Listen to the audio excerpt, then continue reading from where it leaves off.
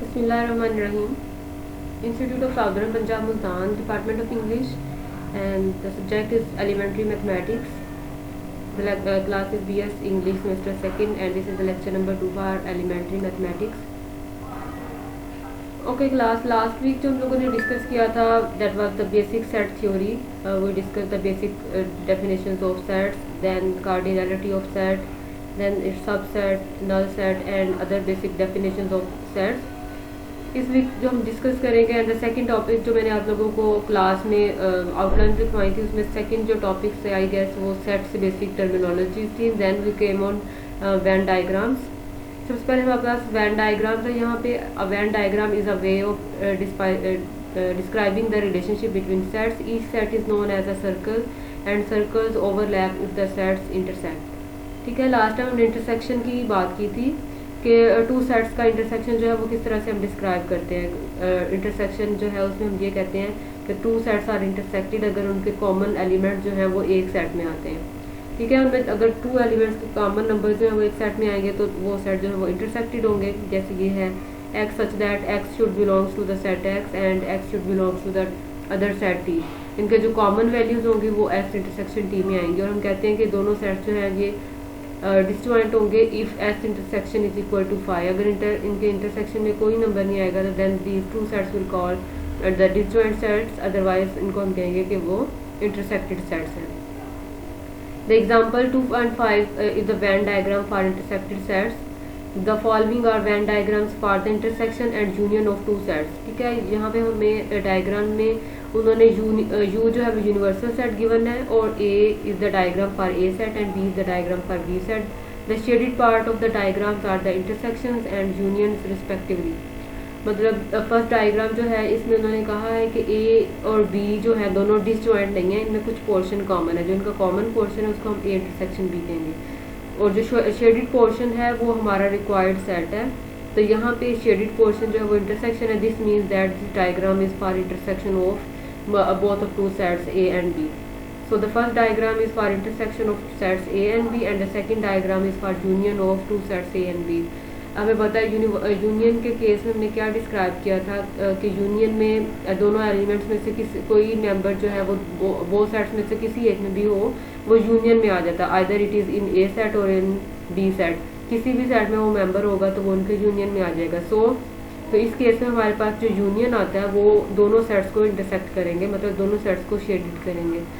तो दोनों सेट्स के जो मेंबर्स हैं वो यूनियन में आ जाएंगे. So this second Venn diagram is for union of two sets A and B. Now the next definition is the complement of a set is the collection of sets in the universal set that are not in S. The complement is written as S complement in curly braces. Notion we denote it as mathematically. S intersection is equal to X such that X belongs to U and X does not belong to the set X. Okay, complement बहुत easy. हम इसमें क्या कहते हैं कि आपने difference लेना है U सेट का S के साथ, मतलब इसमें यूनिवर्सल सेट के वो वाले मेंबर्स आएंगे जो सेट S में नहीं होंगे and it is mathematically written as S complement. So X such that X belongs to the universal set and the second condition and X does not belongs to the set X. मतलब X जो members हैं जो इस complement में आएंगे वो set S से belong नहीं करने चाहिए, लेकिन यूनिवर्सल सेट S सेट को निकाल के आप यूनिवर्सल सेट के बाकी सारे मेंबर्स को इस सेट में राइट कर दें, वो हमारे पास जो है इसका कॉम्प्लीमेंट आ जाएगा. और more compactly as S intersection S complement is equal to X such that X does not belong to S. मतलब वो वाले आपने मेंबर्स लिखने हैं जो कि सेट एस में नहीं होंगे. However it should be apparent that the complement of a set always depend on which universal set is chosen. मतलब जो यूनिवर्सल सेट होगा उसके वो वाले सारे मेंबर्स आ जाएंगे जो एस में नहीं होंगे, एस के अलावा उसके सारे में. तो इसका मतलब है complement is always dependent on the universal set. There is also Boolean symbol associated with the complementation operation the not operation. The not operation is denoted by like this. This is the not operation. There is not much savings in space for the definition of the complement. We give S complement is equal to X such that X belongs to S. यहाँ पे हमारे पास simple जो है वो not का लगा हुआ था. This means that X is not belongs to this set. X does not belongs to this set. हमने वो वाले X चूज करने हैं जो S सेट से बिलोंग नहीं कर रहे होंगे. So then these points will call the complement of the set S. And it is denoted as S, और इसके ऊपर आप या स्मॉल सी डिनोट कर दें या इसके ऊपर प्राइम या एक डैश लिख सकते हैं कॉम्प्लीमेंट रिप्रेजेंट करने के लिए. And the second example is set complements. Example 2.6, let the universal set be the integers. हम सपोज कर लिया कि सेट ऑफ इंटीजर्स जो है वो हमारा यूनिवर्सल सेट है. Set of integers we call it what was the set of integers. Set of integers is denoted by capital Z, and this is equal to 0 plus minus 1 and plus minus 2 and so on.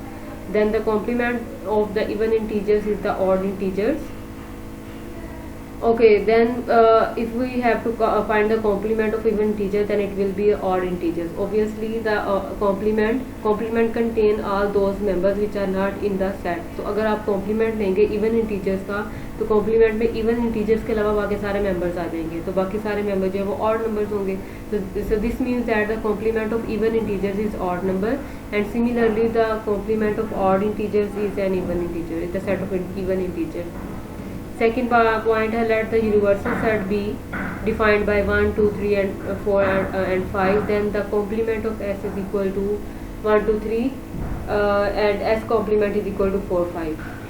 मतलब ये उन्होंने हमें एक universal set दिया हुआ 1 से 5 तक का और S सेट दिया हुआ 1, 2, 3 का, तो इसका कॉम्प्लीमेंट ये हो जाएगा. आप इस S को इसमें से माइनस कर दे बाकी 4, 5. while the complement of T 1, 3, 5 is equal to T 2, 4.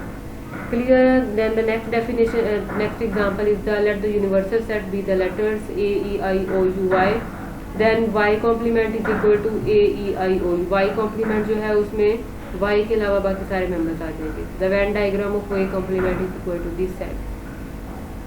अब by using the diagram, अब अगर हमें किसी सेट का complement represent करना है, so this is the Venn diagram for complement. U is the universal set and A is any chosen set that for which we have to find the complement. And complement में क्या आएगा, universal set के वो वाले सारे members आएंगे जो set ए में नहीं होंगे. सो A will be the hollow set and U will be the shaded set. तो जितना भी शेडेड पोर्शन होगा ये सारा जो है वो एक कॉम्प्लीमेंट में आ जाएगा. Now we have enough set theory operations to use them to define more operations. Quickly we will continue the other operations. Definition at 2.10. The difference of two sets S and T is the collection of objects in set S that are not in set T. The difference is written as S minus T in curly braces. इसको S के बाद जो है वो minus भी लिख सकते हैं या इसको डैश भी लिख सकते हैं. In curly braces notation S minus T is equal to X such that X belongs to S intersection T complement.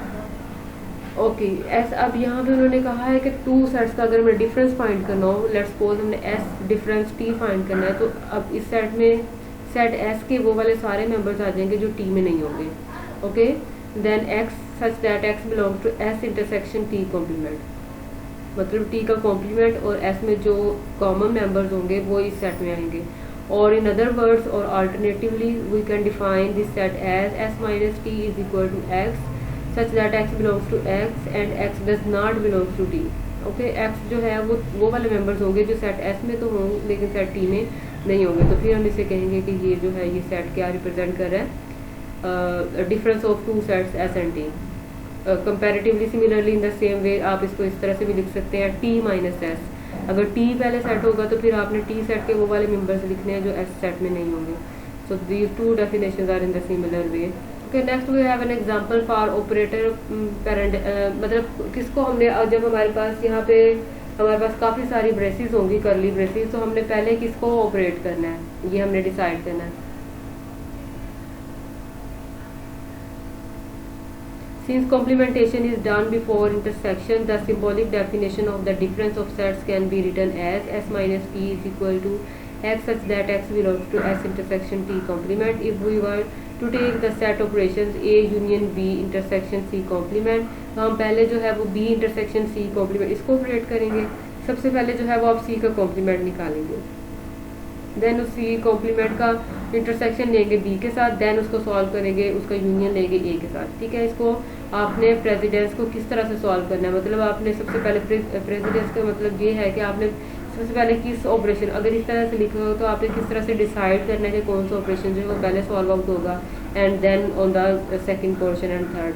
Definition 2.11 has the symmetric difference of two sets S and T is the set of objects that are in one and only one of the sets, the symmetric difference is written as S delta T. This symbol is known as S delta T. In curly braces notation, S delta is equal to S difference T union T difference S. So S delta T is the union of two sets which are S difference T and T difference S. S difference T and T difference S का अगर आप union लेंगे तो वो हमारे पास एक set आता है जिसे हम कहते हैं कि वो एस डेल्टा टी है, S delta T. Next example, symmetric difference, let S be the set of non negative multiples of 2 that are no more than 24. Let T be the non negative multiples of 3 that are no more than 24. Then S delta T is equal to 2 and the sets. Okay, let me explain this definition. इसमें उन्होंने क्या कहा है कि S be the set of non negative multiples of 2. अब हमने 2 के multiples लेने हैं कौन से, जो नॉन नेगेटिव होंगे. नॉन नेगेटिव मतलब 0, 2, 4, 6 and so on, that are no more than 24. और वो 24 से लार्जर भी नहीं होने चाहिए. मतलब 2 से लेके आपने 24 तक इवन इंटीजर्स चूज कर लेने हैं positive. On the same way T be the non negative multiples of 3. और टी क्या होंगे, नॉन नेगेटिव मल्टीपल्स होंगे 3 नो मोर देन 24. और वो भी 24 से लार्जर नहीं होने चाहिए. ठीक है, वो सारे नंबर्स आपने चूज कर लेने हैं. उसके बाद आपने एस डिफरेंस टी और टी डिफरेंस एस फाइंड करना है और इनका यूनियन लेना है. तो वो ये वाले मेंबर्स आते हैं. इसको आपने अपनी नोटबुक पे सॉल्व आउट करके चेक करना है कि क्या यही मेंबर्स आते हैं इनके डिफरेंसेस. पहले एस सेट लिखेंगे, फिर उसके बाद टी सेट राइट आउट करेंगे, देन उनका डिफरेंस फाइंड करेंगे और फिर यूनियन फाइंड करना है. Another way to think about this is that we need numbers that are positive multiples of 2 और 3 बट नो मोर देन 24. ठीक है, 2 एंड 3 के पॉजिटिव मल्टीपल्स लिख लें, बट वो इस तरह के होने चाहिए कि वो 24 से लार्जर ना हो, 24 से स्मॉलर होने चाहिए. Another important tool for working with the set is the ability to compare them. We have already defined what is meant for. Okay, here the next definition 2.12. For two sets S and T, we say that S is a subset of T set if each element of S is also an element. This is the definition of a subset. In formal notation, S, this is the notation for subset S subset T. If for all x belongs to X, we have x belongs to T. अगर S set के सारे members जो है वो T set में भी होने चाहिए फॉर S बीइंग इस सबसेट. S जो है वो T का तब सबसेट होगा अगर S के सारे एलिमेंट जो है वो T के भी एलिमेंट्स होंगे. तो यहाँ पे इन्होंने मैथमेटिकली इस नोटेशन को रिप्रेजेंट किया भाई for all x belongs to S we have x belongs to T. मतलब S सेट के सारे मेंबर्स के लिए क्या कंडीशन है कि वो T सेट के मेंबर्स भी हों. इफ S सेट S जो है वो अगर T का सबसेट हो then we also see that T contains S. इसको मैथमेटिकली इस तरह से भी बोल सकते हैं, T जो है वो S को कंटेन करता है, which can be written T is contains S if S subset of T and S is not equal to T then we write S is contain and T. यहाँ पे हमारे पास सबसेट की notation जो है वो इसमें लेस देन और इक्वल होता है. तो अगर S जो है वो T के इक्वल नहीं है तो फिर हम इस तरह से ये वाला सिंबल लिखेंगे जिसमें इक्वालिटी का सिंबल नहीं आता. And we say that S is a proper subset of T. This is the symbol of proper subset. ठीक है, इसमें हमारे पास सबसेट में लेस देन और इक्वल आता है और अगर स्ट्रिक्टली लेस देन है तो फिर हम S को कहेंगे कि वो इसका प्रॉपर सबसेट है. यहाँ पे हमारे पास एग्जांपल है इसकी सबसेट की. If A is equal to ABC and A is 8 different subsets and A has 8 different subsets. यहाँ पे हमारे पास डिफरेंट सबसेट्स दिए हुए हैं A के, phi A B C A B and these are all the possible subsets of set A. Notice that A is subset of itself. कोई भी set जो है वो अपने आप का सबसेट हो, so A is subset of itself and in fact each set is a subset of itself. The empty set phi is a subset of every set. Empty set जो है वो हर सेट का सबसेट होता है. ये phi जो है ये तो एटलीस्ट हर सेट का सबसेट है. So we are now ready to prove our first proposition. Some new notation is required and we must introduce and some important piece of mathematical culture. So proposition है proposition 2.1. Two sets are equal if and only if E is a subset of the other set. दो set जो है वो हम कहते हैं कि वो इक्वल कब होंगे, जब एक सेट जो है वो दूसरे का सबसेट हो एंड सेकंड वन जो है वो फर्स्ट वाले का सबसेट होना चाहिए. अगर वो बोथ एक दूसरे का सबसेट है तो तभी वो दोनों सेट्स इक्वल होंगे. ओके, यहाँ पे इफ एंड ओनली की कंडीशन है. जब हमारे पास इफ एंड ओनली कंडीशन होती है this means that the result is true for both ways. मतलब ये दोनों रिजल्ट जो है इक्विवेलेंट हैं. अगर हमारे पास ये गिवन हो कि टू सेट्स आर इक्वल तो हम कह सकते हैं कि A is subset of B and B is subset of A. और अगर हमें गिवन हो कि A is subset of B and B subset of A then we can say that two sets are equal. तो यहाँ पे mathematically हम इसको इस तरह से लिखेंगे, a is equal to B if and only, if and only का सिंबल है two way arrow, a is containing b and this is the symbol of and, ये मैंने लास्ट वीक भी आप लोगों को बताया था, this is the symbol of and b is subset of a. Okay, let's see the proof. Let the two sets in equation a and b begin by assuming that a is equal to b. We know that every set is subset of itself. So a is subset of itself. A is subset of a. Since a is equal to b, we may substitute into this expression on the left and obtain b subset of a.